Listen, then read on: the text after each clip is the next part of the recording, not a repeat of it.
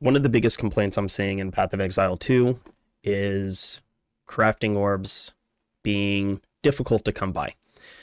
And that is true. The orbs themselves do not drop super often. The shards do not drop super often. But what does drop often enough is gear. You can influence the gear that you're getting by using, where is it? I know I have one piece with it. Right there, item rarity found. So item rarity, it is a overlooked stat that I do believe is heavily beneficial in this game specifically. As you can tell, I only have it on one item. Don't worry about it. But item rarity, I do feel it's an actual tangible change, even just that 17%.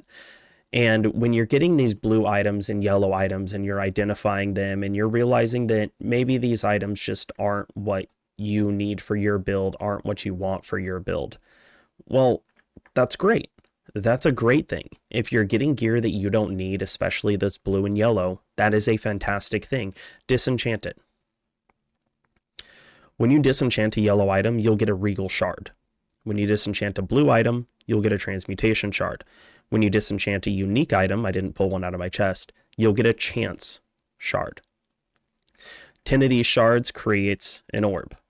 These orbs are very useful, very, very, very beneficial. This necklace is a necklace that I crafted. I picked it up as white and I crafted it to this. It's not super great. It's not insane. It's not, ridiculously amazing or anything, but it's definitely a hell of a lot better than the blue necklace I was using that gave me 10 cold resistance and some other random stat that I didn't really need. Crafting is hugely important, and a lot of this gear is gear that I picked up. It had one or two stats on it that I was like, oh, that's something that I could definitely benefit from, and then just started slamming them. So go and farm. Get the yellow items, get the blue items, turn them into the shards, and then turn those shards into the orbs that you need. It's not a quick process, but this game, you should be playing it for the long game. This isn't a game that you're going to hop in and blast through. I mean, unless you're one of the handful of people that can do that. But don't expect to hop in, blast through, and just absolutely destroy everything. That's not how this game works, especially PoE 2. Now, my build's completely been restructured, so I'm very, very weak right now, but still stronger than when I was going full lightning, which I don't think is scaling correctly. Lightning damage seems very, very off. Fire damage seems incredibly high. And my build, I was doing almost nothing with just shock. And this is full built into lightning. I have to send my shock through my firewall in order to make it do some significant damage. So I'm restructuring to ED Contagion for now to kind of help me farm a bit easier. And then after that, I'm going to be rotating into a Slam Witch. In order to do that, I need a lot of gold. I need a lot of crafting to be done. So what am I doing? I'm farming this area that I can farm, and I'm just trying to get gear. ED Contagion seems fairly safe, even though I'm still half lightning in my tree. The majority of my build, not the majority, but a very large part of my build is lightning. I've still got a bunch of lightning stuff, a bunch of lightning skills that help me. And, we're gonna we're gonna see if we can make ED Contagion work while we're farming out the stuff that I need to rotate over into slams. And it seems to be working okay.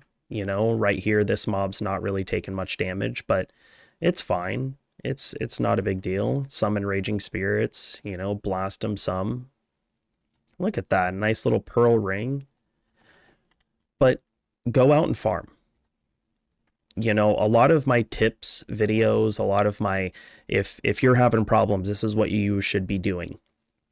It's almost always going to be, go to the area that you can safely, easily clear and farm it.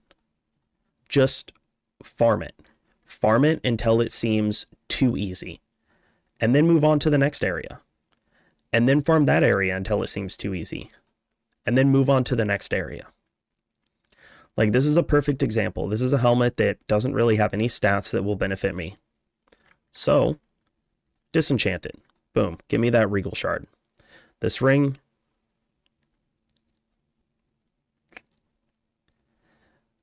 I like the cast speed, but that's really about it. I'm sure I can get a white base that's better than that. Disenchanted. Obviously, hang on to the stuff that you're going to use later on. But disenchant, get the shards. Those shards will automatically become orbs.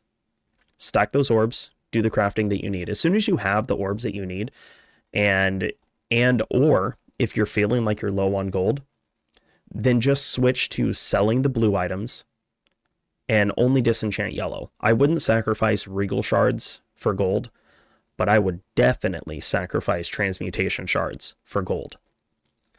So if you plan on doing a later game restructure, you're going to need a bunch of gold. Sell the blue, sell the white, disenchant the yellow. If you don't need a bunch of gold, if you're stacking on gold, disenchant the blue, disenchant the yellow, sell the white, or don't even pick up the white. But utilize what is given to you to make your character better, rather than waiting or hoping for things to change in the game. You know, there are going to be some changes that are happening. There's already been a hotfix put out this morning.